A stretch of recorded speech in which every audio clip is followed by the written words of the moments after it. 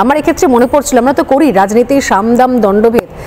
আমার মনে পড়ে যে আমরা যখন ক্লাস 7-8-এ পড়েছি ওয়েস্ট বেঙ্গল বোর্ডে, আমাদের 7-8-এ সংস্কৃত ছিল, সেখানে চাণক্য শ্লোকও পড়েছি। একটা শ্লোক আমার খুব মনে পড়ছে আজকে, বিদ্যাত্তাঞ্চ নৃপত্যাঞ্চ নৈবতুল্য কদাচন স্বদেশে পূজ্যতে রাজা বিদ্যান পূজ্যতে সর্বত্র। অতএব স্বদেশে নিজের দেশে রাজা পূজনীয় হতে পারে, কিন্তু বিদ্যান তিনি সর্বত্র অ্যাকসেপ্টেড, যেখানেই যাবেন সেখানে নিজের জায়গা তৈরি করে নিতে পারবেন। এবং তার উদাহরণ আমরা দেখেছি, এখান থেকে পাশ করে পড়াশোনা করে ডাক্তার ইঞ্জিনিয়ার হয়ে বিদেশে চলে গেছেন অনেকজন, আমার বন্ধু বান্ধবরা এখনও তারা বিদেশে চাকরি করছেন। কিন্তু আমি যদি সেই রাস্তাটাই বন্ধ করে দিই, ভাই বিদ্যান বিদেশে গিয়ে পূজ্যতে হবে কি করে, বিদ্যান বিদেশে গিয়ে নিজের জায়গা তৈরি করবে কি করে, আমি তাকে বিদ্যানটাই বানালাম না, তার পড়াশুনো লেখাপড়ার জায়গাটা সেই পাইপলাইনটাই কেটে দিলাম, থাক নিজের রাজ্যে, থাক এখানে, দরকার হলে পরিযায়ী শ্রমিক হয়ে যাবি, দরকার হলে ভাতা নিবি, শ্রী নিবি, অন্য কোনো সাথী ফাতি নিবি, রাস্তায় বসে থাকবে, এই যে রাস্তায় বসে থাক, পুলিশের মার খা, ভালো করে বিক্ষোভের প্র্যাকটিস নে, প্র্যাকটিস কর, তারপর একটা সময়তে তুইও তোলাবাজ হবি, তুইও কাটমানি শিল্পে অভ্যস্ত হয়ে যাবি। কি অসাধারণ স্ট্র্যাটেজি, কি চলছে এখানে, কোথায় রয়েছি আমরা? ভয়ঙ্কর। মানে আমি তোমার কথা ভাবছি না, আমি ভাবছি আমার কথা, যদি চাকরির পরীক্ষাটা যদি না পড়তাম, যদি গ্র্যাজুয়েট হতে না পারতাম, আমি তো এখানেও চাকরি করতে পারতাম, এখানেও থাকতাম না আমরা। আমরা যেটা খুব মধ্যবিত্ত, যাকে বলা হয় নিম্ন মধ্যবিত্ত, মধ্যবিত্ত, মানে উচ্চবিত্তটা আমাদের অন্য ব্যাপার, তাদের কাছে কি হবে, কি ভয়ঙ্কর একটা পরিস্থিতি। আমরা কি করি, আমরা ব্যবসা করিনি, বাঙালি ব্যবসা করে না, ব্যবসায় বাঙালি ফেল করে গেছে।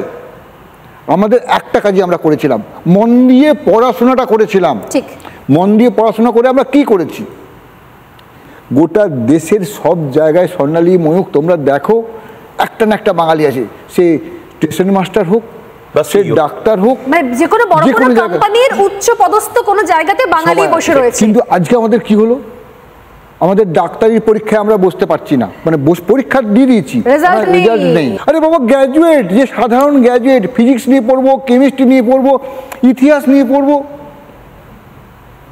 কোনো কলেজ নিচ্ছে না।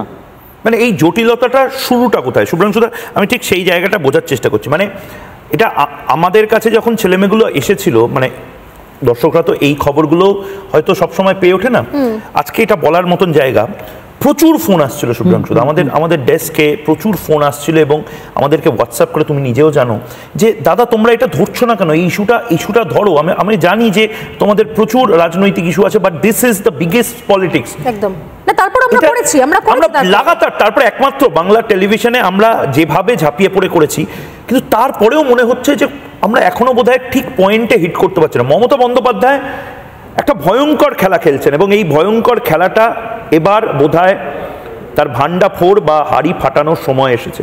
মমতা বন্দ্যোপাধ্যায়, স্বর্ণালী শুভ্রাংশুদা, মানে তুমি ভেবে দাও যে টিচার ছিল সে এখন রাস্তায়, যে টিচারই করবে বলে ভেবেছিল সে এখন রাস্তায়, যে ডাক্তার তাদের একটা নির্দিষ্ট আন্দোলনের জন্য রাস্তায় ছিল, টোটাল পলিটিক্সটা রাস্তায় নিয়ে এসে হাঁটু গেড়ে বসে একটা বাধ্যবাধকতার জায়গায় আসছে মমতা বন্দ্যোপাধ্যায়। তারপরে যদি 1 টাকা চালও এদের দেয়, এই সুমন বিশ্বাসদের, এরা তো বলবে না অ্যাটলিস্ট কিছু তো দিচ্ছে, বেঁচে পড়তে পারছি।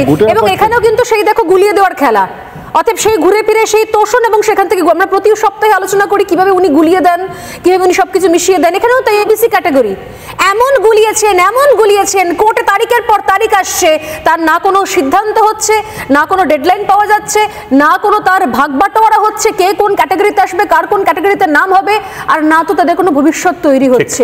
এরা যাবে কোথায়? শোনো, আমরা কি দেখেছিলাম, আমরা গল্প পড়েছি না, একজন বাঁশিওয়ালা বাঁশি বাজাচ্ছে, পিছনে ইউরের দল হ্যামলিনে যে সমুদ্রে ফেলে দেওয়া হচ্ছে। এখানে ব্যাপারটা ওই রকমই হচ্ছে, এটা আর কাঠি, গোটা সিস্টেমটাকে বাঙালি জাতিটাকে গ্যাঁড়া করে ফেলে দিয়েছে, গোটা বাঙালি জাতি গ্যাঁড়া করে পড়ে গেছে, আমরা চরম জায়গায় পৌঁছে গেছি।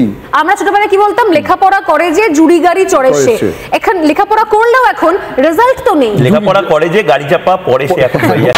নানা ধরনের কন্টেন্ট দেখার জন্য লাইক করুন, শেয়ার করুন আমাদের ফেসবুক পেজ, সাবস্ক্রাইব করুন আমাদের ইউটিউব চ্যানেল, পাশাপাশি অন্যান্য ব্রেকিং নিউজের জন্য অবশ্যই চোখ রাখুন রিপাবলিক বাংলায়।